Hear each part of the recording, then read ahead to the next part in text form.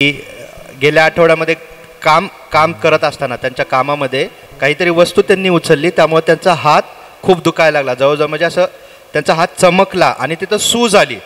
आणि मग ते डॉक्टरांकडे गेल्यानंतर डॉक्टरने त्यांना बेल्ट लावला हातासाठी, जेणेकरून ते सूज वाढू नये, दुखू नये ह्यासाठी. मग ते तसंच हात घेऊन शनिवारी पण आले होते आणि गुरुवारी पण आले होते. ते म्हणतात की ज्यावेळेस शनिवारी प्रार्थना झाली, पास्टरांनी ज्यावेळेस शेवटची प्रार्थना चालू होती त्यावेळेस स्टेजवरून पास्टरांनी म्हटलं की कोणीतरी आहे ज्याचा हात दुखत आहे. मग सिस्टर म्हणाले की मी विश्वासाने ते स्वीकारलं आणि म्हटलं की प्रभू हे माझ्यासाठी आहे.